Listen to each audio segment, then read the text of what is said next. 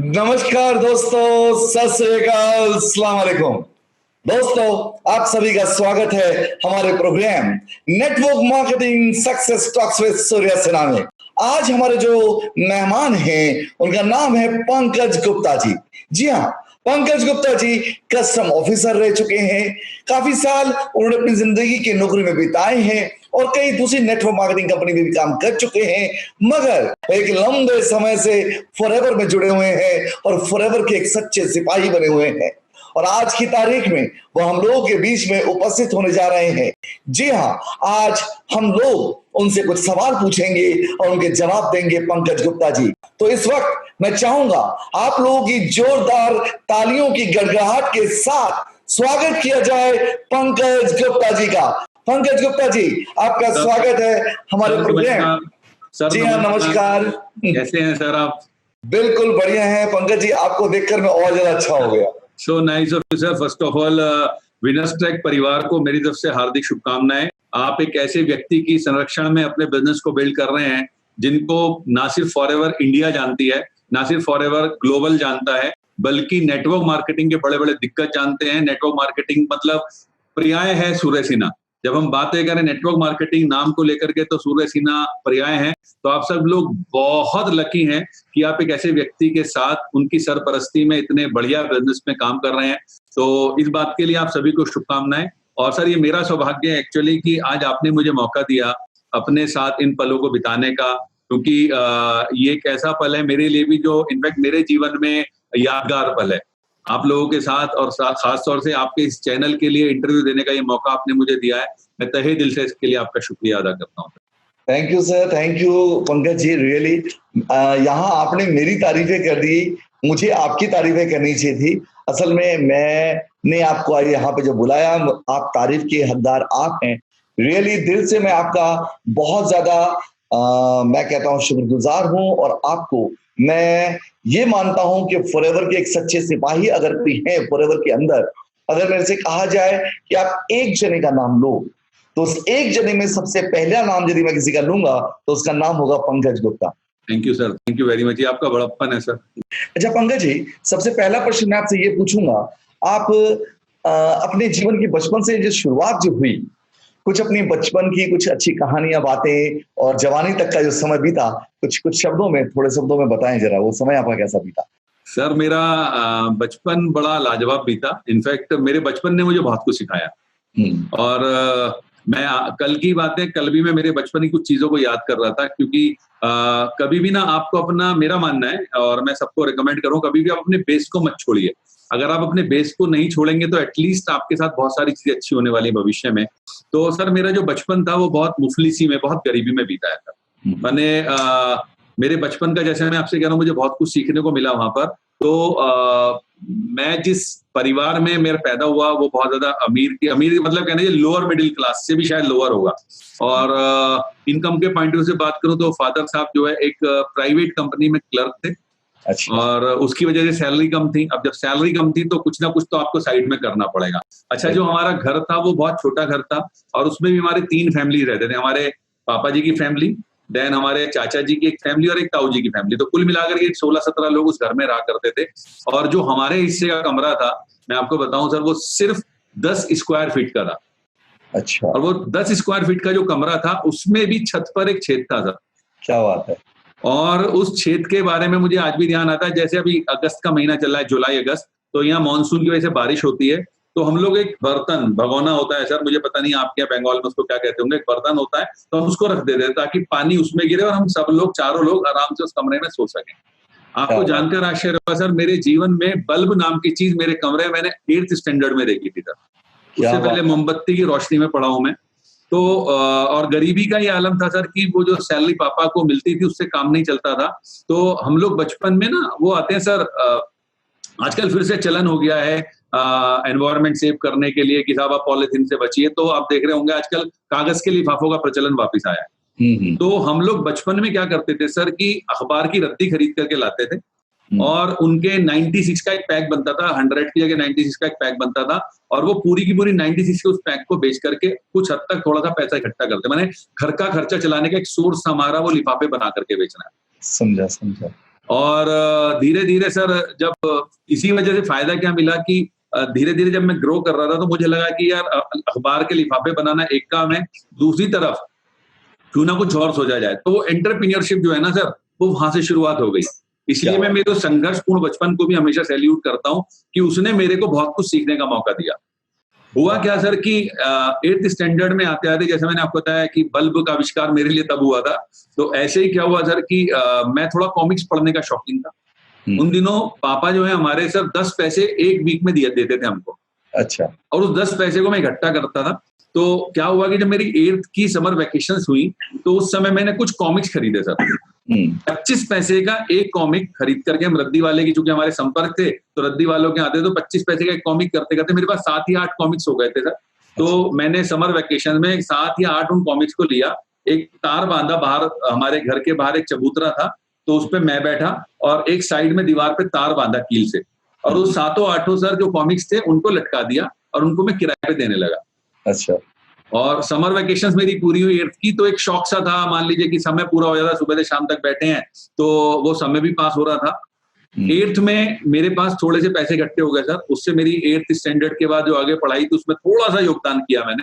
फिर 9th की जब समर वैकेशन आई तो वो जो कॉमिक्स थे थोड़ा और इकट्ठे हो गए थे, बीच में वो जो एक शौक लग गया था कि अब क्या 9th की समर वैकेशन में थोड़ा सा और कॉमिक्स इकट्ठे करूंगा।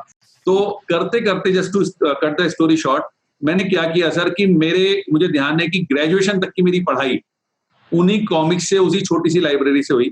और हुआ ये लाइक सर कि मैंने जब मैं ग्रेजुएशन सेकंड ईयर में था तब तक का मेरा पूरा खर्चा जो था पढ़ाई का वो वहां से हुआ मेरा।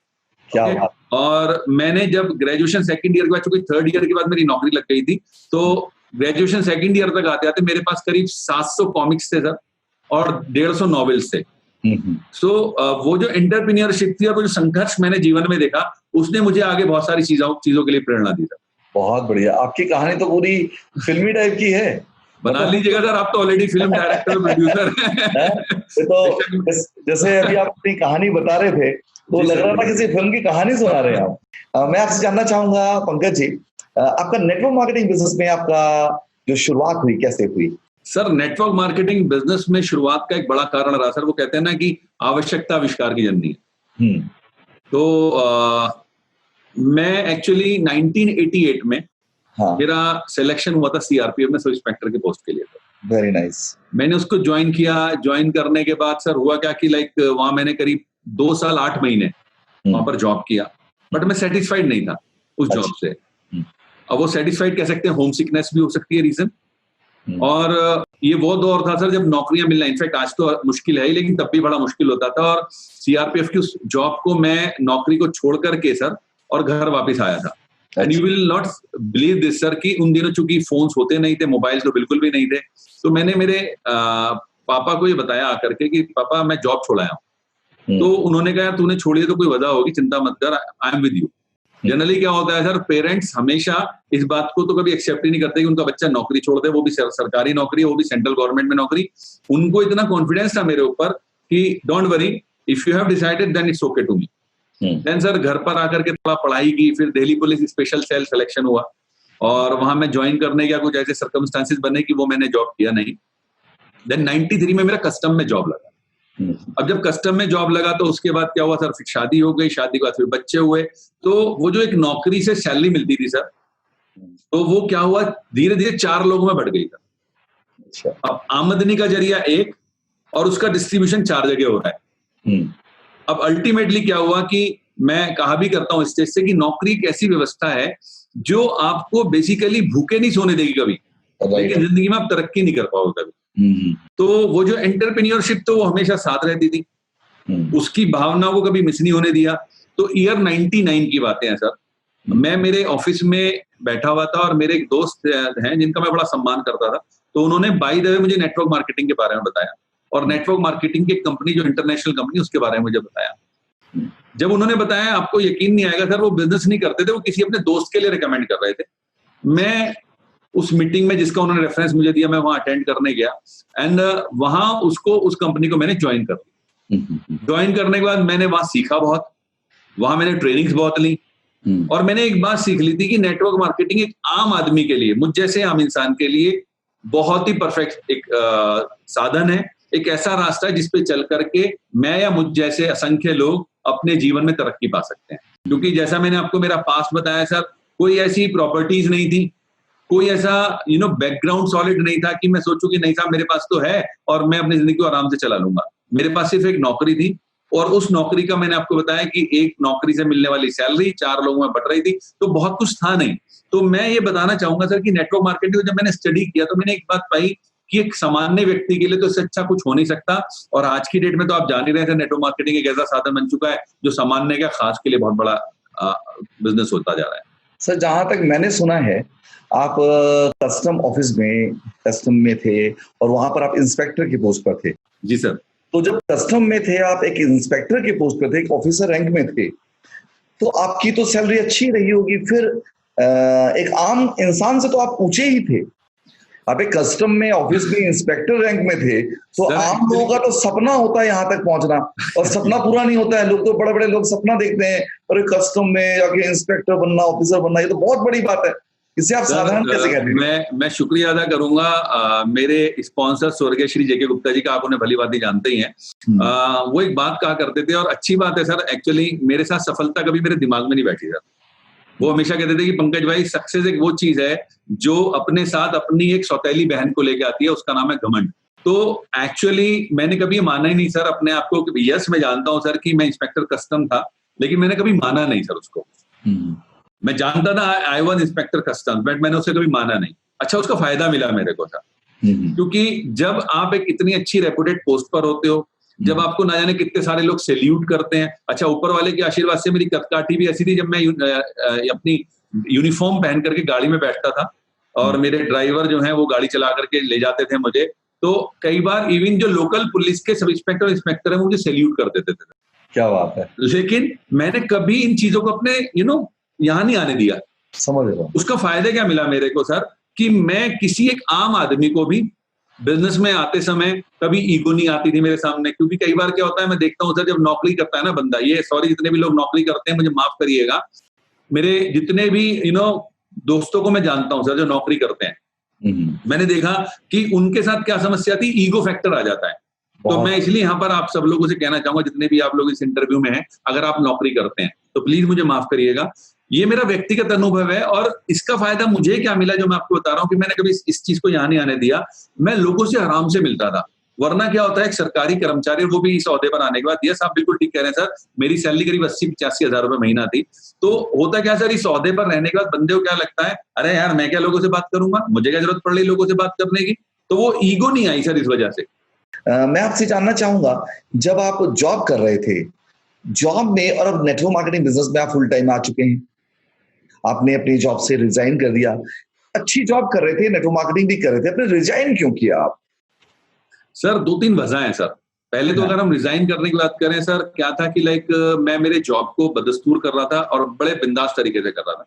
लेकिन कहीं ना सर, जब आप एक मकाम पर पहुंच जाते हो, एक पोजीशन पर पहुंच जाते हो, वहां के बाद आपको लगने लगता है फॉरएवर को। चूंकि मैंने 12 साल लगातार जॉब करने के साथ साथ में फॉरएवर करने के बाद मैंने निर्णय लिया था सर कि अब मैं अपने जॉब को क्विट कर रहा हूं। माने ये एक ऐसा निर्णय है जिसको मैंने रातों रात नहीं लिया। बहुत से लोग सर दीवानगी में ऐसी गलती करके, मैं रिकमेंड करूंगा कभी ऐसा मत कीजिए। मेरे गुरु कभी नेटवर्क मार्केटिंग में कराए हैं दूसरी कंपनी में, उन्होंने एक बात बोली थी कि जिस समय आपकी सैलरी का लगातार अगले 6 महीने तक, गौर से सुनिएगा, उन्होंने बोला था जितनी आपकी सैलरी आज है, अगर आपकी सैलरी का डबल अगर आपको 6 महीने आ रहा है, तब आप सोचना शुरू कर सकते हो नेटवर्क मार्केटिंग में फुल टाइम आने का। अब इसका मतलब आप ये मत लगाइए क्या मेरे को डबल नहीं आ रहा था, मेरे को डबल नहीं मल्टीपल टाइम आ रहा था, लेकिन मैं एक राइट टाइम का इंतजार कर रहा था सर। एक्चुअली मैंने रिजाइन नहीं किया, मैंने वीआरएस लिया था, राइट, रिटायरमेंट।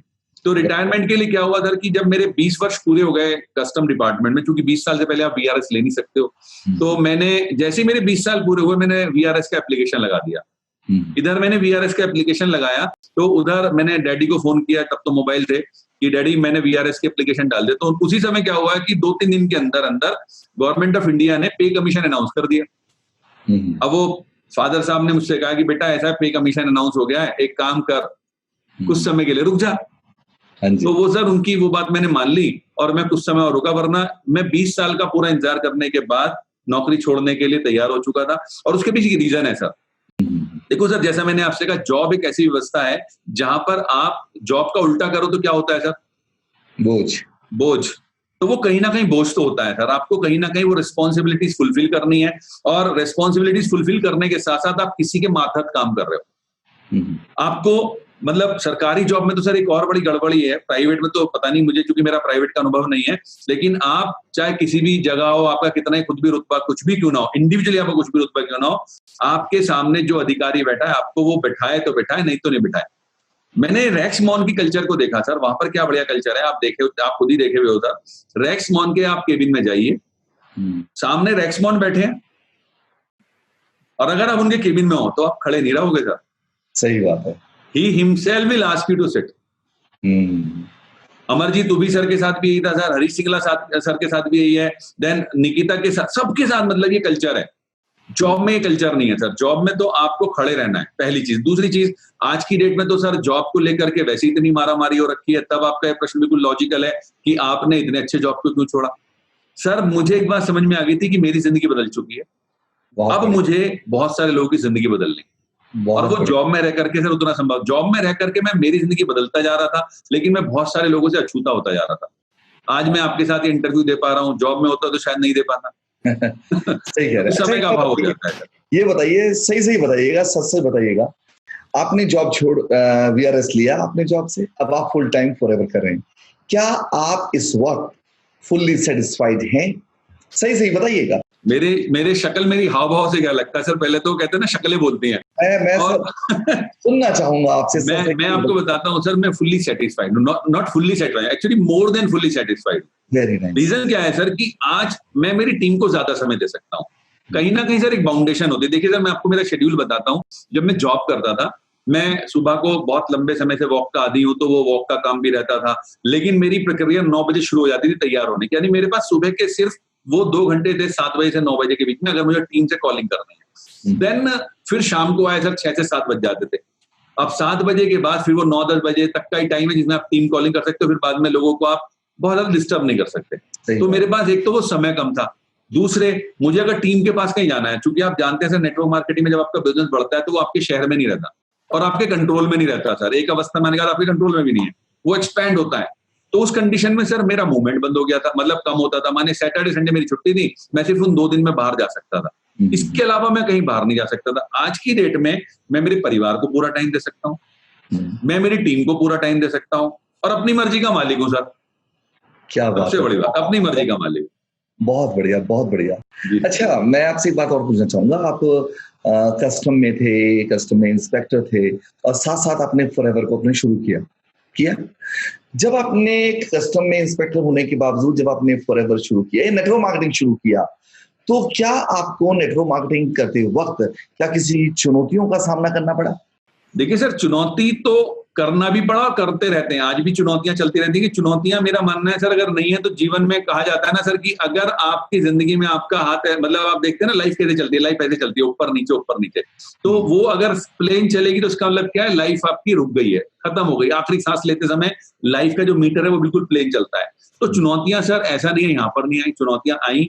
जब मैंने नेटवर्क मार्केटिंग करना शुरू किया तो सबसे पहली तो वही बात आई, अरे यार कुछ और नहीं मिला करने को, कहाँ लग गया यार इस काम में, ये बेकार के काम होते हैं, ऐसे कामों में, मेंबर बनाने के कामों में कुछ नहीं होता, और कहाँ तुम अपनी जॉब को लेकर के अपने नाम को खराब करने में लगे पड़े हो। तो ये पहली चुनौती थी सर। उसके बाद दूसरी चुनौती थी, मार्केट में जाने के बाद नेटवर्क मार्केटिंग में जब हम लोगों से मिलते हैं तो वो चैलेंज भी आया कि लोगों ने मना किया, और जब मना किया लोगों ने तो लोग एकदम हाँ नहीं करते सर। तो ये चुनौती थी। फिर प्रोडक्ट्स उस कंपनी भी महंगे थे, इस कंपनी फॉरएवर में भी महंगे, तो ये एक चुनौती आई। तो चुनौतियां आई, लेकिन मजेदार बात क्या है सर, जीवन में अगर चुनौतियां नहीं होंगी तो आपको आनंद भी नहीं आएगा, क्योंकि जब आप चुनौतियों से पार पा करके सफलता की मंजिल पे पहुंच जाओगे जब, तो जो आनंद है ना, उन चुनौतियों को आप एक्चुअली एंजॉय करोगे। जैसे सर वो आप शायद जीत आपकी में मेरे ख्याल से शिवखेड़ा साहब ने लिखा है, अदरवाइज नेचर का नियम है कि जो तितली जो निकलती है, तो जब वो निकलने का प्रोसेस है वो बड़ा टफ है सर, वो चुनौती है। अगर वो उस चुनौती को झेलेगी नहीं ना सर, तो उसके पंख मजबूत नहीं होंगे। सेम वे, अगर हम चुनौती नहीं झेलेंगे तो सर हम मजबूत नहीं होंगे। चुनौती, मेरा मानना है, is equivalent to foundation. The more you face challenges, the more you are making your foundation solid sir. बहुत बढ़िया। अच्छा, अभी आप अपनी चुनौतियों के बारे में जब बता रहे थे, आप दूसरों के बारे में बता रहे थे कि उसने चुनौती का सामना किया, उसने किया। ये मैं जानना चाहूंगा, क्या दूसरों की चुनौतियों से इंसान ज्यादा सीखता है और कामयाब बनता है, या अपनी जो चुनौतियां होती है उनको सामना करके उसको ज्यादा अच्छा अनुभव मिलता है? सर दूसरों की जो चुनौतियां हैं वो बेसिकली आपको एक रास्ता दिखाती हैं। तो जब दूसरे की चुनौती की आप बातें करते हैं तो यस, दूसरे की चुनौती को देखने के बाद आपको समझ में आता है कि आप अकेले नहीं हो, दुनिया में बहुत सारे लोग हैं। लेकिन जो सीखने का जो प्रोसेस है वो जब आप खुद उन चुनौतियों का सामना करेंगे ना सर, तभी आप सीखेंगे। मैंने कहा ना सर कि the more challenges you face, the more solid foundation you are actually building for yourself. जितने चैलेंजेस आपको आने वाले हैं सर, आज की डेट में जितने चैलेंजेस मुझे आए पूरे के पूरे 20 साल के कैरियर में, तो मुझे ये पता है कि सर मेरी फाउंडेशन भी उतनी ही सॉलिड है। बिल्कुल सही कह रहे हैं सर। मैं हमेशा अपनी टीम को एक बात सिखाता हूँ, कहता हूँ कि दूसरों को मत देखो, पहले अपने आप को देखो और अपने सामने जो भी परेशानी आती है, जो भी मुसीबत आती है, जो भी चुनौतियां आती हैं, उनका सामना करो। कि जब आप उसका सामना करेंगे तो आपको एग्जैक्टली पिक्चर नजर आएगी कि क्या थी, और उसे सामना करने के बाद आप स्वयं को, अपने आप को मजबूत कर पाएंगे। जितना ज्यादा आप चुनौतियों का सामना करेंगे, जितनी ज्यादा परेशानियों का सामना करेंगे, उतने आप निखर के आएंगे और आपके लिए आने वाला रास्ता, जो आगे का भविष्य है, वो बहुत इजी हो जाएगा। तो आप आसानी से पहुंच पाओगे। तो जो आपने सीखना है, अपने अनुभव से आप ज्यादा सीखते हो। बिल्कुल ठीक बात है। दूसरे अनुभव से, दूसरों के अनुभव से आपको मोटिवेशन जरूर मिल सकता है, मगर अनुभव नहीं मिलता। जब आप खुद आप चुनौतियों का सामना करते हैं तो एक ऐसा अनुभव मिलता है जिससे आप मजबूत बनते हैं और आप मार नहीं खाते। सर मैं ना लेस ब्राउन को सुनता हूँ सर, मैंने एक बार पहले भी आपसे बोला था, and he is one of wonderful speaker. जितने भी लोग इंग्लिश अगर जानते हैं तो मैं रिकमेंड करूंगा उनको जरूर सुनिए आप समय समय पर। तो मैं कल उनका एक वीडियो सुन रहा था सर। एक्चुअली उनके तो ज्यादा ऑडियोज हैं, वो वीडियो में तो उस समय ज्यादा हुआ नहीं करते थे। तो उसमें उन्होंने एक बात बोली, उसमें मैंने थोड़ा और मॉडिफिकेशन किया था। एक पुरानी कहावत है, सीइंग इज बिलीविंग। मैं चुनौतियों पर आ रहा हूँ सर, एक्चुअली ये मुद्दा चुनौतियों से रिलेट करूंगा। सीइंग इज बिलीविंग, लोग कहते हैं कि देख करके विश्वास होता है। तो ही सेज कि I totally disagree to it. He says if you believe you can see it. उन्होंने ऐसा बोला कि if you believe you can see it, क्योंकि ये आपको विश्वास होना चाहिए कि मैं इस बिजनेस में सक्सेसफुल हो सकता हूं। पहले आपको विश्वास करना है। अगर आपको विश्वास है, then one day you are going to see it. बिल्कुल सही, बिल्कुल सही। राइट। मैंने इसमें एक और ऐड किया sir, he said if you believe you can see it. मैंने इसमें ऐड किया sir, if you can see it than others will believe it. तो पूरा स्टेटमेंट ऐसे है कि if you believe you can see it and if you can see it others will believe it. तो आपका रोल क्या है कि उन चुनौतियों को पार करते समय आपको वो विश्वास रखना है कि यस, मैं जानता हूं मेरी मंजिल यहां पर इस बिजनेस में manager, senior manager, soaring manager, sapphire manager, diamond है। ये मुझे विश्वास है कि मैं देख रहा हूं उसको और मैं जानता हूं बिकॉज मैं उसको देख रहा हूं। तो एक दिन जब मैं उसको देख लूंगा तो ये मैं जानता हूं लोग उस पर विश्वास करने लगेंगे। तो you have to convert it. Actually कह रहे थे कि आप फॉरएवर के प्रोडक्ट कॉस्टली है। जब ये फॉरएवर के प्रोडक्ट कॉस्टली हैं, आपको भी सुनने को आया होगा, आपकी टीम के लोगों ने कहा होगा कि फॉरएवर के प्रोडक्ट बहुत कॉस्टली हैं। जब फॉरएवर के प्रोडक्ट कॉस्टली है तो आपने कैसे टैकल किया, और क्या आप मानते हैं कि फॉरएवर के प्रोडक्ट कॉस्टली हैं? सर देखिए, मैं मानता था। अच्छा, दोनों में अंतर है सर। हाँ हाँ हाँ। जब फॉरएवर मैंने ज्वाइन किया सर, तो उस समय मानता था शुरुआती दौर में, जब हमारे अपलाइन मिस्टर बेदी, उन्होंने सबसे पहली बार हम लोगों को प्लान दिखाया था दिल्ली में। तो मैंने एक बात कही थी, सर ये जो प्रोडक्ट्स है ना दिल्ली में तो बिक जाएंगे, मेट्रो है, और मेरठ तो बहुत छोटा सा शहर है, यहाँ बड़ा मुश्किल होगा हमें करना। तो उन्होंने एक बात बोली कि पंकज जी, अच्छा मैंने उनका पृष्ठभूमि देखी तो कमोबेश वो भी मेरे जैसी पृष्ठभूमि को बिलोंग करते थे। तो उन्होंने कहा पंकज जी ये प्रॉब्लम मुझे भी आई थी और मुझे भी प्रोडक्ट महंगे ही लगे थे। फिर मैंने सर धीरे धीरे, अब तो आज की डेट में मैं आप सबको बता सकता हूँ कि आज की डेट में लगभग 16 वर्ष हो चुके फॉरएवर में। मेरा अपना व्यक्तिगत आकलन है, फॉरएवर में कुछ कंट्रीज को बात छोड़ देते हैं, वरना पूरी दुनिया में सभी को प्रोडक्ट महंगे लगते हैं। तो प्रोडक्ट की अगर गौर से देखा जाए तो सर ये प्रोडक्ट जो है, मेरे जिंदगी में जब शुरुआत हुई 2004 में फॉरएवर की, तो उस समय 935 रुपीज का एलोवेरा जेल था। मैं थोड़ा सा कंपैरिजन करना चाहूंगा सर लोगों को बताने के लिए कि किस दौर में हमने फॉरएवर में बिजनेस किया था और किस तरह से बिजनेस किया। 935 रुपीज का एलोवेरा जेल था उस समय। अब 935 के इस एलोवेरा जेल को अगर आप गौर से देखोगे ना सर, आज 935 रुपए का मतलब होता है सर उस समय के 935 रुपए, और आज के आपको समझना चाहिए इस तरह से, अगर आप शुगर खरीदें सर 935 रुपए की 2004 में, तो करीब करीब 60 केजी शुगर आ जाएगी। 935 रुपीज की 60 केजी शुगर आ जाती है उस समय। अच्छा। और आज 60 केजी शुगर कितने की है सर? अराउंड 2400 रुपीज की। एलोवेरा कितने का है सर एमआरपी? 1672 रुपीज। तो मेरे ख्याल से अगर मैं गलत नहीं तो आज का एलोवेरा तब के एलोवेरा से बहुत सस्ता है सर। 935 रुपीज और 1672, राइट। दूसरी सर, तब ना तो एलोवेरा को लेकर के लोग ज्यादा जानते थे, वो सिर्फ गमले में उगाने वाले एलोवेरा को जानते थे। दूसरे, नेटवर्क मार्केटिंग को लेकर के वाकई बहुत निगेटिविटी थी।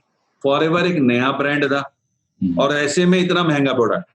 तो हुआ क्या सर कि जब ये प्रोडक्ट आया तो मैंने इसकी शुरुआत की अपनी मदर को देने से। और मैं रेकमेंड करता हूं, दो चीजें ध्यान रखिए सभी लोगों से, आपसे नहीं कह रहा सर इस बात को, कि लाइक जब आपके सामने फॉरएवर आएगा तो आप जितने भी सीसी से बिजनेस की शुरुआत कर रहे हैं, 1 सीसी से 2 सीसी या ज्यादा से, सबसे पहले खुद कंज्यूमर बनिए एक अच्छा। जब आप एक अच्छा कंज्यूमर बनेंगे तो आपके लिए कॉस्ट फिर समझ में आएगा कि आपकी कॉस्ट जो आपने पे की उसकी वैल्यू बहुत ज्यादा है। जैसे मैं कभी हाल ही में एक स्पीकर को सुन रहा था, उन्होंने एक बड़ी बढ़िया बात बताई सर, और वो मैं यहाँ कोट करना चाहूंगा कि किसी भी प्रोडक्ट की दो प्राइस होते हैं सर। किसी भी प्रोडक्ट के 2 प्राइस होते हैं। जैसे आप एक सामान खरीद के लाए, सपोज आप एक फोन लेकर के आए, मोबाइल फोन। अब मोबाइल फोन का पहला प्राइस जो है वो है जो उसके डिब्बे पर छपा हुआ है सर, उसके बॉक्स पे छपा हुआ है, वो पहला प्राइस है जो आपने पे किया। अब आप उसको लेकर के आए, आपने उसको इस्तेमाल करना शुरू किया। अब जो रिजल्ट आया, जिसको आपने यूज करने के बाद महसूस किया, वो रिजल्ट उसका दूसरा प्राइस है। मेनी टाइम्स आपने उस मोबाइल को कहा, अरे यार लुट गए। जब आपने कहा लुट गए तो वो आपके लिए चाहे सस्ता भी था, वो महंगा हो गया। और जब आपने कहा यार मजा आ गया, तो बेशक आप बाजार से महंगा खरीद के लाए, लेकिन उसकी रियल वैल्यू उसके कंपैरिजन में, प्राइस के कंपैरिजन में सस्ती हो गई। तो ये हर किसी चीज में होता है सर, ना सिर्फ मोबाइल में, ना सिर्फ सब्जियों फलों में, ये हर चीज पे होता है। Same is forever product. जब आप इन प्रोडक्ट्स को इस्तेमाल करेंगे तो आपको समझ में आएगा कि यस, इन प्रोडक्ट्स की शुरुआती दौर की कॉस्ट आपको महंगी लगती है, लेकिन जब आप इनको यूज करेंगे तो हर प्रोडक्ट आपको बहुत ज्यादा रिजल्ट देगा, और वो रिजल्ट आपको उसकी वैल्यू को बताएंगे। तो वैल्यू मैटर्स है एक्चुअली। बहुत बढ़िया, बहुत बढ़िया। अच्छा, मेरे को एक बात बताइए, यहाँ पर कई नेटवर्क मार्केटिंग कंपनीज चल रही हैं इंडिया के अंदर भी, पूरी दुनिया के अंदर। आप फॉरएवर को किस जगह पे आप काउंट करते हैं? यदि लेवल काउंट किया जाए तो किस जगह पे आप काउंट करते हैं फॉरएवर को? सर देखिए, पहली चीज तो नेटवर्क मार्केटिंग एक ऐसा बिजनेस जिसमें ना जाने एक नहीं कितनी सारी कंपनी आई हैं और आती रहेंगी। राइट। फॉरएवर के साथ जब हम तुलना करें किसी भी कंपनी की, और मैं इसलिए नहीं कह रहा मैं फॉरएवर कर रहा हूं, मैंने सर उससे पहले भी ऑलरेडी 3 कंपनियों में काम किया है। ओके, मैं इस बात को अपने उस अनुभव के आधार पर भी कह रहा हूं जो पिछले 20 वर्षों से मुझे नेटवर्क मार्केटिंग में है। सर मैं 1999 में नेटवर्क मार्केटिंग से जुड़ा, अभी मेरे 21वें साल में मैं एंटर कर चुका हूं। तो मैं उस अनुभव के आधार पर भी आपको बता सकता हूं सर कि why forever is the best company. देखिए सर, प्रोडक्ट्स फॉरएवर के पास द बेस्ट है। आप किसी भी नेटवर्क मार्केटिंग कंपनी के बड़े से बड़े लीडर से बात कर लेना, वो अपनी कंपनी की 1000 बातें बताएगा, लेकिन एक बात वो आपसे भी बोलेगा, सर आपके प्रोडक्ट का तोड़ नहीं है। सही बात है। दूसरी, मार्केटिंग प्लान सर, हमारा जो मार्केटिंग प्लान है सर, वो the best of the best marketing plan है। Why I am saying this, because जितनी भी कंपनीज हैं वो ज्यादा से ज्यादा 30 to 40% पैसा बांटती हैं सर, मैक्सिमम कह रहा हूं सर ये मैं आपसे, चाहे वो कितनी भी कंपनीज को आप जानते हैं। फॉरएवर बिल्कुल ठोक बजा करके 70% पैसा बांटती है। बिल्कुल, बहुत बढ़िया। तीसरा, मैनेजमेंट। फॉरएवर का जो मैनेजमेंट है सर, उसका कैसे कोई सामना कर सकता है? 160 देशों में आप एलोवेरा बना करके पूरे 160 देशों में वहीं से भेज रहे हो। बिल्कुल सही बात। कोई आसान काम थोड़ी है सर। बेशक आज की डेट में हमने कल से नई एक शुरुआत की अपनी फॉरएवर एसेंशियल किट ला करके, लेकिन हम अपने न्यूट्रिशंस को नहीं छेड़ रहे, वो तो वहीं से आने हैं। हम बहुत सारे प्रोडक्ट्स वहीं से आने वाले हैं, और ये सिर्फ यहाँ के लिए नहीं, 160 देशों में सर। ये टॉप मैनेजमेंट ही कर सकता है, क्वालिफाइड मैनेजमेंट ही कर सकता है। और सबसे बड़ी बात सर, मेरा मानना है सर, किसी भी कंपनी को उसकी 2 चीजों से पहचानना चाहिए। बाकी सारी चीजें मैंने बताई, उसमें ट्रेनिंग भी आती है, we are the best training providing company, लेकिन 2 चीजें मैं आपको कहना चाहूंगा सर। पहली है नीति और दूसरी है नियत। Very nice. मैंने जितने भी पैरामीटर्स हैं आप उनको चेक कर लीजिए, लेकिन ये जो 2 पैरामीटर्स मैं आपको दे रहा हूं सर, नीति और नियत, ये किसी भी कंपनी में आप चेक करेंगे तो आपको समझ में आएगा व्हाई आई से कि forever is the best company. नीतियों की बात करते हैं, पॉलिसीज की बात करते हैं सर। फॉरएवर की पॉलिसी हमेशा हमारे फेवर की पॉलिसी है। राइट। मैंने जब ज्वाइन किया सर, मेरा चेक 471 रुपए का था पहला, 471 का। मैंने एक सीसी डाला था।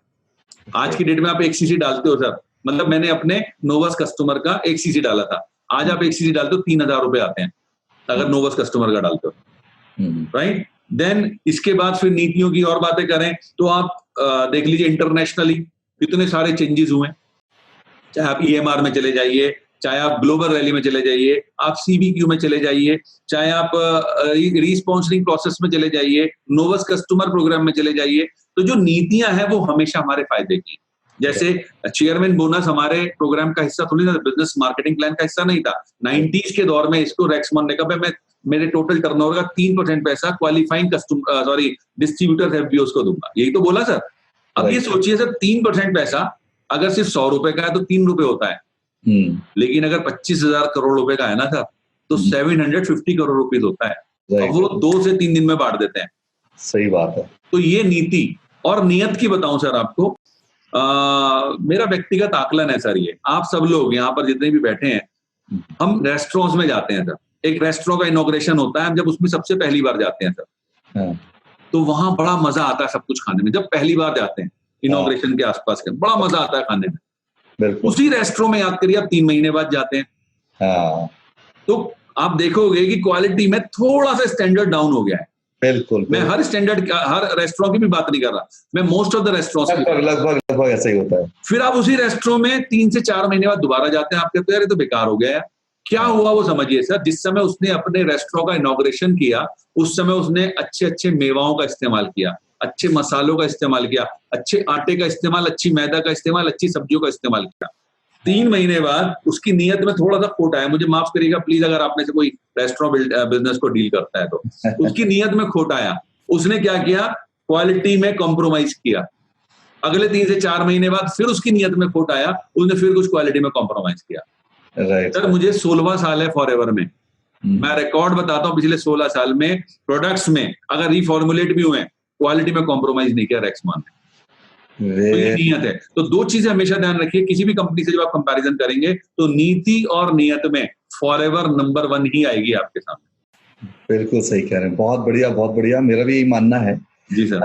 आपने तबीयत खुश कर दी इस जवाब को देकर, क्योंकि अगर कोई मेरे से कोई ये बात पूछता है ना कि किस हिसाब से पाते हो, तो मैं तो एक ही बात सर कहता हूँ कि मैं फॉरएवर की तुलना नहीं करना चाहता किसी कंपनी से। अगर ऐसा करता हूं तो मैं फॉरएवर की इंसल्ट करता हूँ, क्योंकि मेरे सामने फॉरएवर जो है ना भगवान है, और भगवान की तुलना किसी इंसान से नहीं, किसी से भी नहीं की जा सकती, किसी से भी नहीं की जा सकती। तो फॉरएवर भगवान है और बाकी कंपनी यदि इंसान है, उनसे मैं तुलना नहीं कर सकता। एग्जैक्टली। फॉरएवर आसमान है और आसमान की मैं जमीन से तुलना नहीं कर सकता। ठीक। वैसे भी सर एक बात और है ना, आपकी बात से मुझे छोटा सा स्टोरी, फनी सी स्टोरी याद आई कि एक बार क्या हुआ कि कई सारे कुत्ते खड़े थे, डॉग्स, और डॉग्स खड़े थे, एक रेस स्टार्ट होने वाली थी और उन्हीं के बीच में एक शेर खड़ा हुआ था। तो जैसे ही स्टार्टअप के लिए फायर किया गया तो सारे कुत्ते भाग पड़े, शेर वहीं का वहीं रहा। तो किसी ने कहा भाई क्यों नहीं भागा? बोले भाई कंपटीटर भी तो सॉलिड होना चाहिए। सही बात है, सही बात है, सही बात, सही बात है। So the point is कि yes, you are right, sir. We cannot compare. In fact, I'm not talking about comparison, but I'm saying is कि yes, why forever is the best. साथ ही साथ एक चीज और है, मैंने देखा है, क्योंकि मैं करीब 22 साल से नेटवर्क मार्केटिंग बिजनेस का रिसर्च कर रहा हूँ, और मैंने एक चीज देखा, जितनी नेटवर्क मार्केटिंग कंपनियां आ रही है ना, सब कॉपी कर रही है, नकल कर रही है फॉरएवर का, फॉरएवर की मार्केटिंग प्लान का, फॉरएवर के सिस्टम का। देख रही है फॉरएवर कैसे काम करती है, कैसे पैसा डिस्ट्रीब्यूट करती है, किस हिसाब से सिस्टम है, यहां तक कि मार्केटिंग प्लान टोटली कॉपी कर रही है। तो यहां मैं आपसे एक बात कहना चाहूंगा, 1000 भेड़ भी यदि हो और वो शेर की खाल पहन लेना, तो भी शेर का मुकाबला नहीं कर सकते। नहीं कर सकते, बिल्कुल नहीं। शेर शेरी है, शेर खाल पहन लेने के बावजूद वो नहीं हो सकता, शेर का मुकाबला नहीं कर सकते। 1000 हो जाए, शेर शेर ही रहेगा। चलिए बहुत बढ़िया रहा सर। सर ये बताइए, आपको इतना लंबा समय आपको फॉरएवर में बीता जी, इतना समय बीता, आपने काफी उतार चढ़ाव देखे, सफलताएं भी देखी होंगी बहुतों की, बहुतों को गिरते भी देखा होगा। अब ये बताइए, यहाँ पर फॉरएवर में टिके रहने का, ग्रो करने का क्या ऐसा रहा तरीका है, कुछ बताइए। सर, जब हम बिजनेस में टिके रहने की, रिटेंशन की बात करते हैं, हाँ। तो सबसे पहले तो एक फैक्टर आता है बिलीफ फैक्टर। अगर आपको इस बात का बिलीफ है कि यस, मैं जहां पर हूं वो बहुत अच्छी कंपनी है, मैं जिस प्रोडक्ट में डील कर रहा हूँ वो बेस्ट प्रोडक्ट है, और जो मेरे अपलाइन है वो मेरी प्रगति चाहते हैं, मेरी प्रोग्रेस चाहते हैं, तो सिर्फ आपको टिके रहने के लिए एक बहुत अच्छा रास्ता मिल गया। लेकिन सिर्फ टिके रहने से काम नहीं होगा, अल्टीमेटली आपको परफॉर्म भी करना होगा।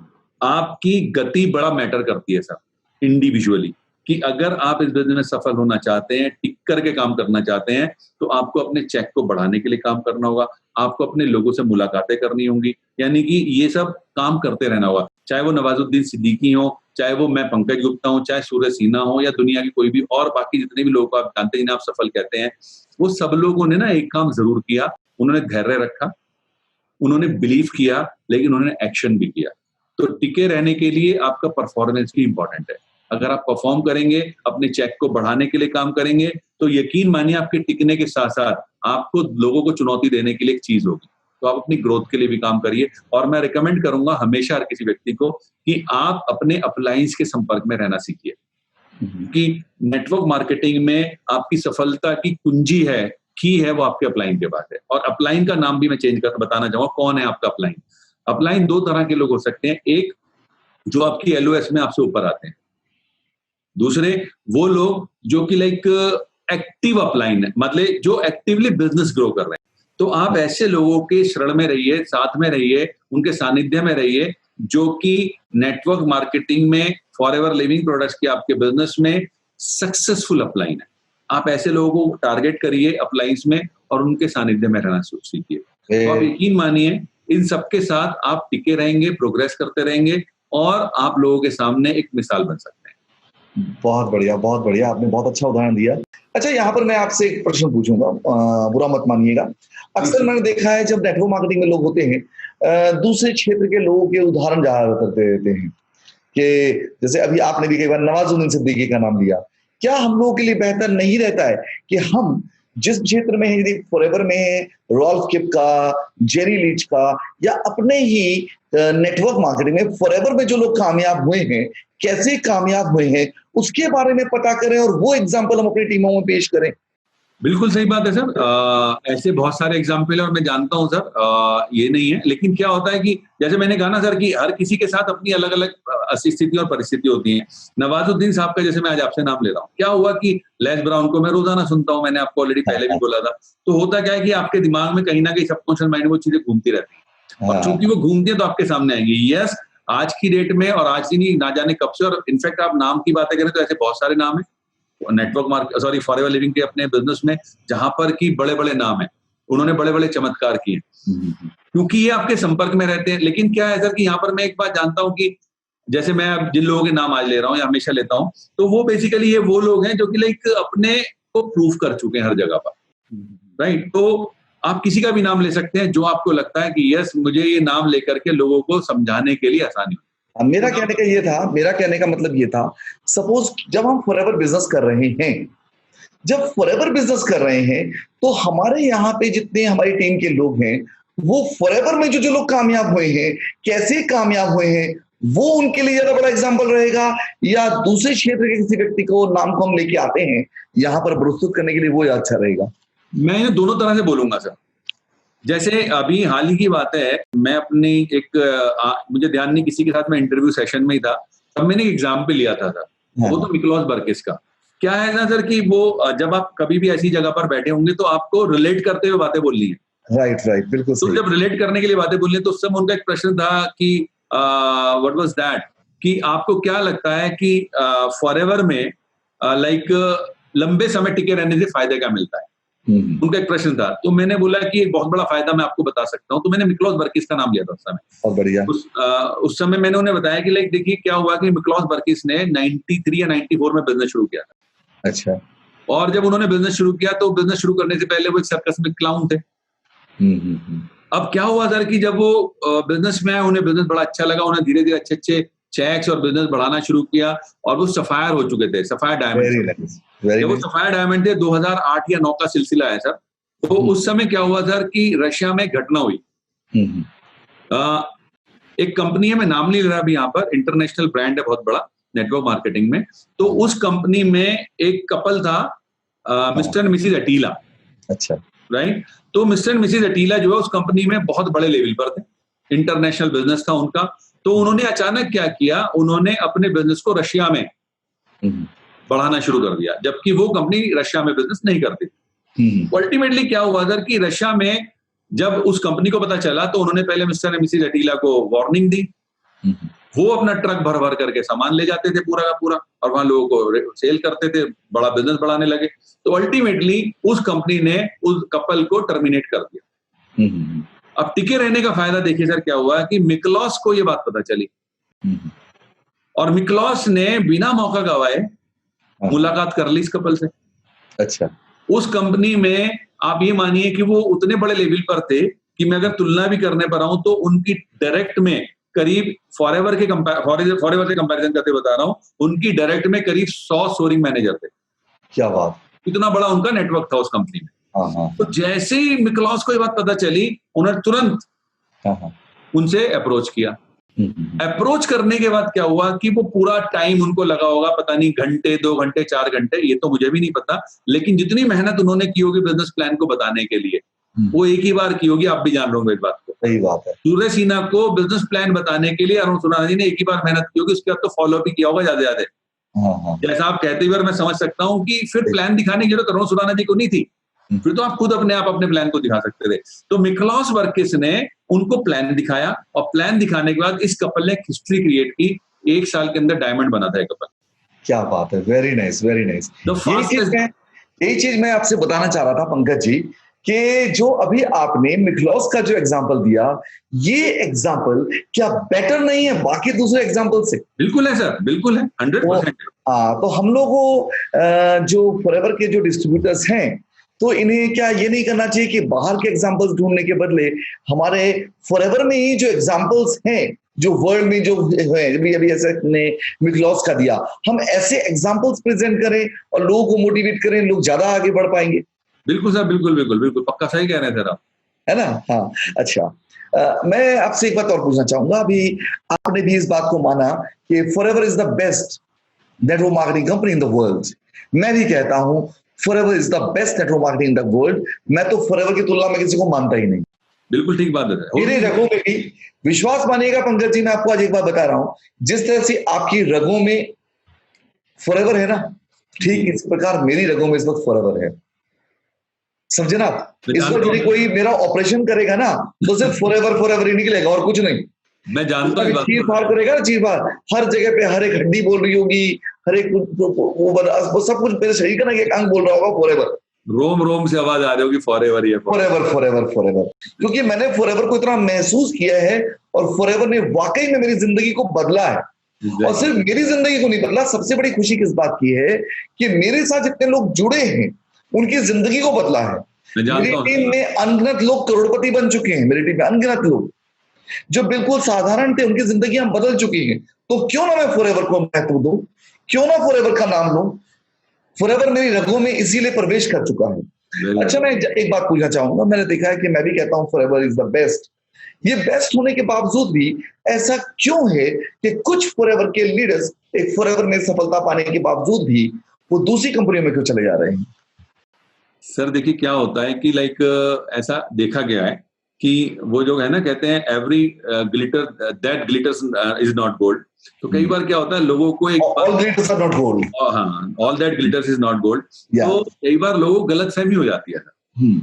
और होता क्या है सर, मैं एक ही बात मैं तो जानता हूं सर, आप भी जानते हैं इस बात को।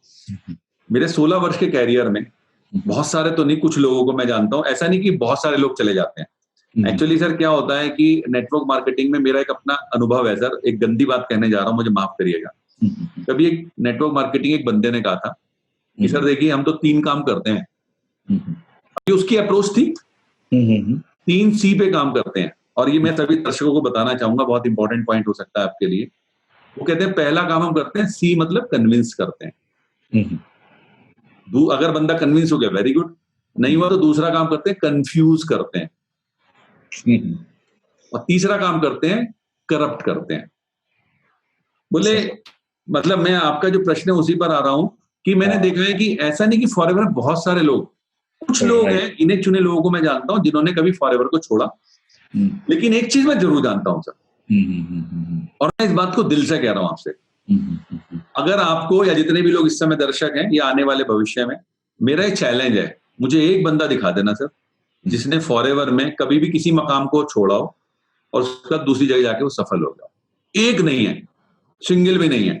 और मैं ऐसे बहुत सारे लोग आपको बताने वाला हूं सर, बता सकता हूं जिन्होंने फॉरएवर छोड़ा, बल्कि नाम नहीं बता सकता, सॉरी मुझे माफ करिए। सही, नाम चाहिए भी नहीं, सही बात। जिन्होंने फॉरएवर छोड़ा, दूसरी जगह पर गए, वहां पर कुछ उनके हाथ नहीं लगा और वो वापस आ गए। और ऐसे भटक रहे हैं आप, कुछ तो अभी भी भटक रहे हैं। हाँ। उनकी जिंदगी में कुछ नहीं हुआ, सिर्फ भटक रहे थे, आज भी भटक रहे हैं। तो पॉइंट ये है सर कि देखिए फॉरएवर बेस्ट है, ये मैं नहीं कह रहा, ये आंकड़े कह रहे हैं। फॉरएवर बेस्ट है, ये हम सब जानते हैं, इसलिए क्योंकि हम उनके प्रोडक्ट इस्तेमाल करते हैं और जो बातें मैंने आपको बोली वो सब एग्जैक्टली लागू होती हैं। तो फॉरएवर छोड़ करके जाने वाले लोगों को मुझे उन पर हंसी आती है एक्चुअली सर। जब कोई बंदा फॉरएवर, ऐसा नहीं सर मेरी टीम में कुछ लोग गए, लेकिन मुझे हमेशा उन पर हंसी आती है। हंसी इसलिए आती है क्योंकि जहां से फॉरएवर को मैं देख रहा हूं सर, शायद या तो वहां से देख नहीं पाए, या वो जो अभी बोला हमने कि all that glitters is not gold, उनको लगता है कि नहीं यार ये तो सोना है शायद यहाँ पर। अच्छा, फिर वो इस तरह की, उनको मैंने कहा ना, C for convince, C for confuse और सी फॉर करप्ट, तो वो करप्ट करते हैं फिर लास्ट में आकर के। करप्ट होकर के फिर जाते हैं, जाकर के उन्हें लगता है नहीं भाई ये तो बेकार का हो गया मामला, then they start coming back. And ऐसे बहुत सारे नाम है, मतलब जितने लोग गए हैं उनमें से आपको बता दें बहुत सारे नाम भी हैं जो वापिस आए हैं। बिल्कुल सही कह रहे हैं सर, आपने इतना खूबसूरती से ये जवाब दिया। मैं दर्शकों से कहना चाहूंगा जो भी यहाँ मौजूद हैं, मैंने कहा आप लोगों को, फॉरएवर के डिस्ट्रीब्यूटर्स को सबको कह रहा हूँ, आप लोग देख लीजिएगा, बहुत गौर से सुनिए। पंकज जी ने कितनी खूबसूरती से समझाया कि जब तक आप उनसे नहीं जुड़ेंगे, पहले वो आपको कन्विंस करेंगे, कोशिश करेंगे आपको कन्विंस करने का, और यदि आपको कन्विंस नहीं कर पाए, क्योंकि आपको पता है फॉरएवर की प्रोडक्ट अच्छी है, फॉरएवर का मार्केटिंग भी अच्छा है, सब कुछ अच्छा है, जब वो आपको कन्विंस नहीं कर पाएंगे तो अपना सेकंड जो वो पैदरा है वो अपनाएंगे और आपको कंफ्यूज करेंगे। याद रखिएगा, कंफ्यूज करने के बाद उनका, यदि आप कंफ्यूज भी नहीं हो पा रहे हैं तो अपना थर्ड अंतरा वो करते हैं, वो आपको करप्ट करने की कोशिश करते हैं। याद रखिएगा, फॉरएवर फॉरएवर है। याद रखिएगा, यदि कोई ऐसे इंसान आते हैं जो ये पैंतरा अपना रहे हैं, अपने दिमाग को खुला रखिएगा और समझिएगा, forever is the forever, forever is the best, इसकी तुलना में कुछ नहीं है। और यदि कभी कंफ्यूज हो आप फॉरएवर से, तो सिर्फ एक चीज देख लीजिएगा, आज से पहले जितने लोग कंफ्यूज हुए हैं और फॉरएवर छोड़ के गए हैं, तो देखिएगा क्या कोई आज तक एक भी ऐसा शख्स है भारत के अंदर जो कामयाब हुआ है। अगर कामयाब नहीं हुआ है ना, तो याद रखिएगा, फॉरएवर छोड़ के जाने का निर्णय मत लीजिएगा, क्योंकि जहां पर आज तक बड़े बड़े लीडर जो भी छोड़ के गए, जिन्होंने निर्णय लिया दूसरी कंपनी में जाने का, आज तक कहीं स्टेब्लिश नहीं हो पाए, भटक रहे हैं, तो आप क्या बनेंगे? याद रखिएगा, वो पछता रहे हैं अब। वो कहते हैं जाने के बाद फॉरएवर इज द बेस्ट। क्यों? क्योंकि उनका जीवन वहां नहीं सुधरा। पंकज जी, बहुत खूबसूरती से आपने इसका जवाब दिया। अच्छा, एक बात और पूछना चाहूंगा मैं, नेटवर्क मार्केटिंग की दुनिया में और फॉरएवर में भी ज्वाइन तो बहुत से लोग करते हैं, देखते हैं ज्वाइनिंग हो गई, ज्वाइनिंग हो गई, ज्वाइनिंग हो गई, बहुत से लोग ज्वाइन करते हैं, मगर बहुत कम लोग क्यों कामयाब होते हैं? एक्चुअली उम्र ने बड़ी सारी चीजें सिखा देती है सर। और एक नेटवर्क मार्केटिंग में एक लीडर हुए हैं, उन्होंने मुझे एक बात मतलब मुझे नहीं बोली थी, एक ट्रेनिंग सेशन में एक बात बोली थी उन्होंने कि सफलता और असफलता इनका कोई परसेंटेज नहीं होता सर असल में। राइट, 100% है। अगर कोई सफल है तो 100% है, असफल है तो 100% है। लेकिन फिर भी एग्जाम्पल समझते हैं सर बहुत सारी चीजों से। एक क्लास में अगर आप गौर से देखोगे सर, सपोज 100 बच्चे पढ़ते हैं, क्योंकि सारे पास हो जाते हैं, फेल तो वहां भी होते हैं। अच्छा, जब जो बच्चे फेल होते हैं और जो बच्चे पास होते हैं, क्या टीचर ने अलग अलग पढ़ाया था? 100 बच्चों की क्लास में टीचर ने सबको एक पढ़ाया। बिल्कुल, टीचर ने वही बुक खोली, टीचर ने वही टाइम लगाया, ठीक है, टीचर ने वही सब कुछ पढ़ाया 100 के 100 बच्चों को। पर ऐसा क्या हुआ, कुछ बच्चे फेल हो गए सर। वो फेल होने के पीछे कारण रहा उनके एफर्ट्स की कमी, उनकी एकाग्रचित्त होने की कमी, उनका अपने टारगेट को लेकर के उसको फुलफिल करने की कमी। मैं उनको दोष नहीं दे रहा था मैं, लेकिन ये भी नहीं कह रहा उनका भाग्य खराब था, मैं बिल्कुल ही बोलूंगा उनका भाग्य खराब था, राइट। देन अगर आप गौर से देखो सर, सपोज उस क्लास में 100 में से ऑन एन एवरेज 25 बच्चे फेल हो गए, 75 बच्चे पास हुए, क्या सबकी फर्स्ट डिवीजन आती है? सही बात है। कुछ की थर्ड डिवीजन आती है, कुछ की सेकंड आती है, कुछ की फर्स्ट डिवीजन आती है, राइट। अब अंतर क्या हुआ, जो थर्ड डिवीजन जिसकी आई उसने सेकंड डिवीजन वाले से थोड़े कम एफर्ट्स किए, जिसकी सेकंड आई उसने फर्स्ट डिवीजन वाले से कम एफर्ट किया, और जिसकी फर्स्ट डिवीजन है उसने सबसे ज्यादा एफर्ट किया। फिर वन सेकंड देखिए, उस क्लास में 3 बच्चे ऐसे होते हैं इनकी first position, second position, third position आती है, इन्होंने ऑफ कोर्स सीधी सी बात है उन बच्चे 97 बच्चों से ज्यादा एफर्ट्स किए। तो ये सर एक परंपरा है। तो यहाँ पर फेल और पास का पॉइंट नहीं है, पॉइंट ये है नेटवर्क मार्केटिंग में, मैं एक बात को दावे से कहता हूं कि हर जगह जाकर के देखिए, सक्सेस का रेशो आप पाएंगे कि नेटवर्क मार्केटिंग में सबसे ज्यादा है। कैसे, मैं आपको बताता हूं, आंकड़े बताते हैं सर, दुनिया में 100% बिजनेस में से 70% बिजनेस फर्स्ट ईयर में फेल हो जाते हैं।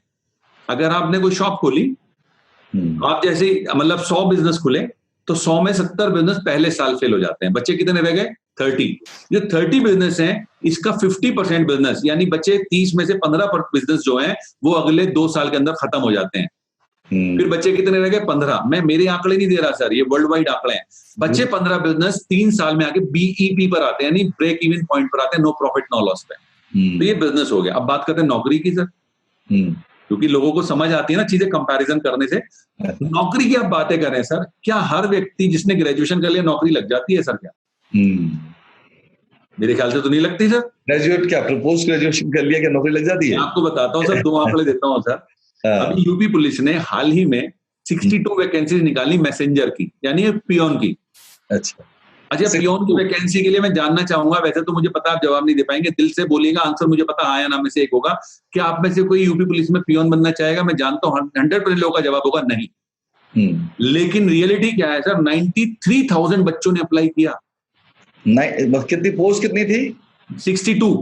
62 पोस्ट के लिए 93,000 सर। 93,000 नहीं, बाप रे बाप। यानी करीब करीब, अगर मैं मैथमेटिकली गलत नहीं हूं तो 1600 बच्चों में से एक को मिलेगी। परसेंटेज निकालिए आप, परसेंटेज निकाल लीजिए कोई भी व्यक्ति। और मजेदार बात सुनिए सर, खतरनाक, सॉरी, इन 93 क्वालिफिकेशन कितनी थी? आ रहा हूं सर, वहीं आ रहा हूं। 93,000 बच्चों ने अप्लाई किया उस जॉब के लिए, इसकी क्वालिफिकेशन 5th स्टैंडर्ड थी। और बच्चे कौन थे सर, सुनेंगे आप? उनमें से 28,000 बच्चा था पोस्ट ग्रेजुएट्स। 28,000 बच्चा था ग्रेजुएट्स। 3,700 बच्चा था पीएचडी ने भी अप्लाई किया रखा था। Yes sir. अगर किसी को डाउट के लिए सर, 1 मिनट में स्क्रीन शेयर करने का राइट है मेरे पास क्या? हाँ सर। मैं प्लीज दिखाना चाहूंगा सर आपको। मेरी खबर नहीं है सर ये। हाँ समझ रहा हूँ सर आपको इकोनॉमिक टाइम्स की खबर है सर ये। Over 93,000 candidate including 3,700 PhD holders apply for peon job in UP. 3,700 PhD holders, 50,000 graduates, 28,000 post graduates applied for 62 post of messenger UP police. The post requires a minimum eligibility of class 5. Oh my God. तो sir point क्या आता है समझने की बात कि हम job को लेकर के सोचते तो हैं, पर जॉब में रेशो कितना खराब है। 1600 में से एक बच्चे को सफलता मिली। सर आप कितने फॉर्चुनेट हैं, मतलब मैं आपके लिए नहीं कह रहा, सबके लिए कह रहा हूं, कितने फॉर्चुनेट हैं एक ऐसे काम में जहां पर लोग कहते हैं भाई 10 में से एक बंदा सफल हो जाता है। सही बात है। 1600 में से एक बच्चा और 10 में से एक बच्चा, एक बंदा।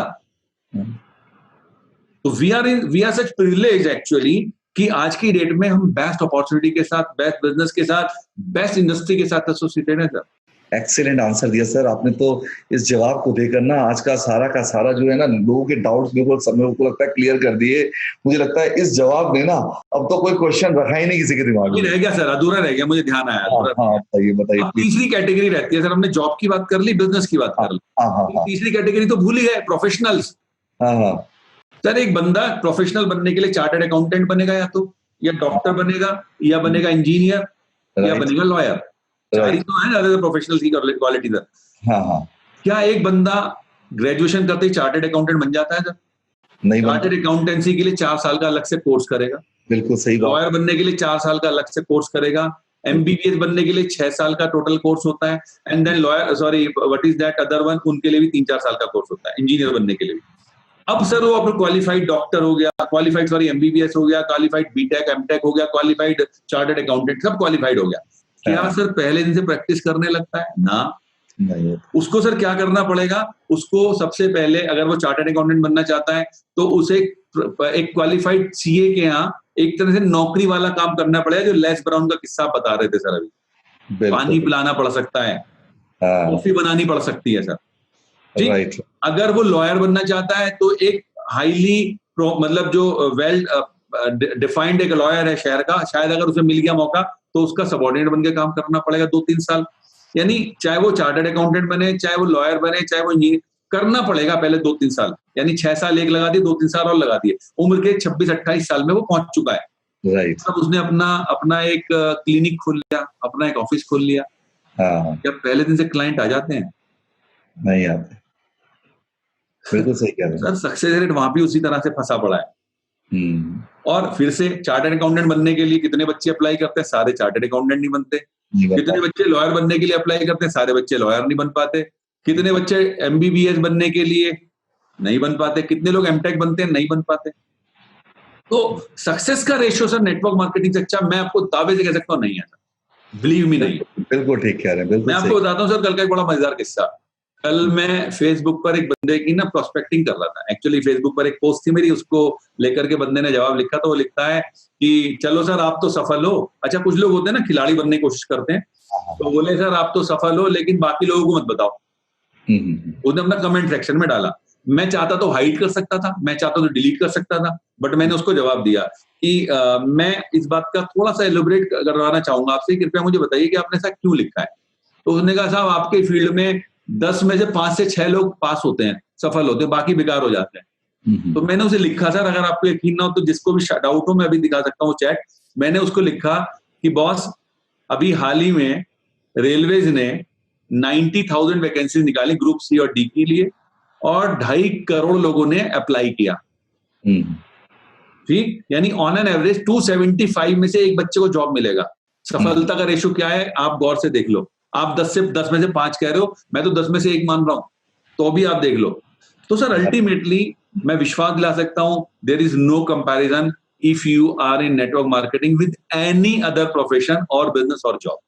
वेरी नाइस पंकज जी, आपने कमाल कर दिया। रियली मैं यहीं से आपके लिए क्लैपिंग करता हूँ। बहुत बढ़िया जवाब दिया आपने, एक्सीलेंट जवाब। और मुझे लगता है यहाँ उपस्थित जितने भी दर्शक हैं ना, जो अटेंड कर रहे हैं, जिस प्रोग्राम को देख रहे हैं, सबके सब खुश होंगे और सब सेटिस्फाई होंगे आपके जवाब से। अच्छा, अंत में मैं आपसे एक क्वेश्चन तैयार किया, मैं रोक रहा हूँ अभी, सॉरी, क्योंकि मेरे दिल का जवाब एक्चुअली ये सवाल ऐसा जो मेरे दिल से छुआ हुआ सवाल है। हाँ बोलिए। और इसके लिए मेरे पास बहुत सारे जवाब हैं एक्चुअली। हाँ बोलिए ना, बोलिए। मैंने एक प्रेजेंटेशन तैयार की सर। उस प्रेजेंटेशन में मैंने 30 पॉइंट्स लिए, एक्चुअली 15 पॉइंट्स और 15 पॉइंट 2 पार्ट में डिवाइड किया। अच्छा। तो मुझे ध्यान है वो प्रेजेंटेशन जब मैंने ली तो एक बार मैं मुंबई में गया था, कंपनी ने इनवाइट किया था, करीब 400 लोग थे उस सेशन में। उसमें सब तरह के लोग थे, इंजीनियर, डॉक्टर, चार्टर्ड अकाउंटेंट, नौकरी पेशा लोग, बिजनेसमैन। सबको मैंने बोला कि मैं आपके सामने एक प्रेजेंटेशन देने जा रहा हूँ, इसमें 30 पॉइंट्स हैं। 15 पॉइंट्स तो वो हैं जो इन जनरल नेटवर्क मार्केटिंग के पॉइंट्स हैं, यानी वो फीचर्स हैं नेटवर्क मार्केटिंग के, राइट। लेकिन 15 फीचर्स वो हैं जो एडिशनल हैं फॉरएवर में। मेरा एक चैलेंज है आप सब लोगों को, ये बातें हैं सर 2012 या 13 की, आई एम नॉट श्योर। तो मेरा एक चैलेंज है, मैंने तब बोला था कि आप में से जो भी व्यक्ति ये कह देगा, 400 में से एक भी व्यक्ति, कि मेरे काम में, मेरी नौकरी में, मेरे बिजनेस में, मेरे प्रोफेशन में ये 30 के 30 पॉइंट हैं, तो मैं पंकज गुप्ता कसम खा कर कहता हूं, आज की आज फॉरएवर छोड़ दूंगा, आज के आज नेटवर्किंग छोड़ दूंगा और आपके काम में आ जाऊंगा। क्या बात है। अगर आपके काम में वो 30 में से नहीं है 30 के 30 गुण, तो मैं रिकमेंड करूंगा प्लीज थोड़ा समय जरूर दीजिएगा इस बिजनेस को। क्या बात है। सर 15 पॉइंट पूरे हुए थे उस प्रेजेंटेशन के। मैंने एक सवाल पूछा जो जनरल पॉइंट है नेटवर्क मार्केटिंग के, कि आप में से कोई है जिसको लगता है 15 पॉइंट भी हैं उनके काम में? There was no single hand raised. तो मैंने कहा चलो अब तो इसका मतलब 15 पॉइंट में आपको एडिशनल बताने जा रहा हूं। So sir we are so blessed actually. जिन लोगों को इस बात को समझ नहीं आ रहा है, समझ लीजिए आप सब लोग उस एरा से गुजर रहे हो जिस एरा में कभी कंप्यूटर युग था, जिस एरा में कभी आयरन एंड ओर इंडस्ट्री थी, जिस एरा में कभी टेलीविजन इंडस्ट्री थी, जिस एरा में कभी वाटर बोतल इंडस्ट्री थी, जिस एरा में मोबाइल इंडस्ट्री थी। अब मेरी बात समझ रहे हैं सब लोग, मैं क्या कहना चाह रहा हूं आपसे, मेरी बात के मर्म को समझिएगा। हर बिजनेस की, हर इंडस्ट्री में एक एरा गुजरा, उस एरा में जो लोग स्थापित हो गए उन्होंने कीर्तिमान स्थापित किए। मैं आप सब लोगों को रिकमेंड करूंगा, you are in the golden era of network marketing and you are with the best company called forever living products. Right, absolutely right, absolutely right. Pankaj ji, really यहीं से मैं आपको सैल्यूट करता हूँ। My pleasure sir. Excellent answers हैं। इतनी खूबसूरती से आपने सभी प्रश्नों के जवाब दिए। मैं यहाँ पर देख रहा हूँ कि बहुत सारे यहाँ पे एफपीओज बैठे हैं। ये एफपीओज कुछ आपसे सलाह चाहेंगे। यदि आपसे सलाह मांगे तो आप इन्हें क्या सलाह देना चाहेंगे अपने अंत में? सर, जैसा मैंने भी थोड़ी देर पहले कहा था, धैर्य रखिए। इस बिजनेस को करने के लिए धैर्य की जरूरत है। और दूसरा काम बिलीफ रखिए। और तीसरा इंपॉर्टेंट काम, इन दोनों के साथ साथ एक्शन में रहिए। अरुण सुराना सर एक स्टोरी सुनाते हैं सर, मुझे बड़ी अच्छी लगती है और वो मैं यहाँ पर बताना भी चाहूंगा, क्योंकि speed matters. Speed always matters actually. कि एक बार की बात है, एक किसान खेत में कुछ काम कर रहा था। जब वो किसान खेत में काम कर रहा था, अचानक एक राहगीर उधर से गुजरा। उसको किसी गांव में जाना था, सपोज उस गांव का नाम हम एक्स कर देते हैं, तो उसे एक्स गांव में जाना था। उसको थोड़ा सा आइडिया नहीं था कितनी देर लगेगी, तो उसने उस किसान को देखा, तो उसने उसके पास जाके बोला कि भाई साहब, मेरे को एक्स विलेज में जाना है, मुझे कितनी देर लगेगी? किसान अपना खेत में काम कर रहा था, उसने इसकी शक्ल देखी और अपना काम करने लगा। तो इसको लगा शायद ये ऊंचा सुनता है, तो इसने थोड़ा तेजी से बोला, भाई साहब मुझे एक्स विलेज में जाना था, कितनी देर लगेगी? इसने फिर अपना काम करते करते फिर ऐसे देखा, फिर काम करने लगा। तो इसे गुस्सा आ गया, इसने इसको जोड़ दिया ऐसे, बोले यार भाई, मुझे उस गांव में जाना है, कितनी देर लगेगी, बता नहीं सकता क्या?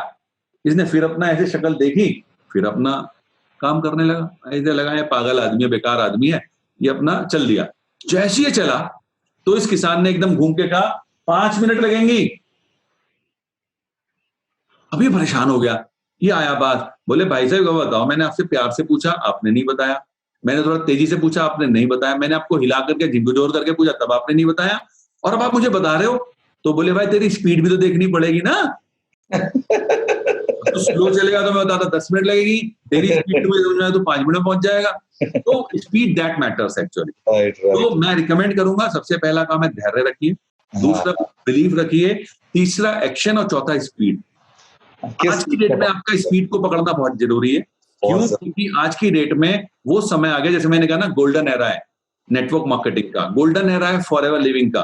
तो आपको इस समय आपको स्पीड पकड़नी होगी। आप अगर आज की डेट में एक प्लान दिखाते हैं तो 2 दिखाइए, 2 दिखाते हैं तो 4 दिखाइए, मल्टीप्लाई कीजिए। और आप यकीन मानिए, इस समय का दौर लाजवाब दौर है।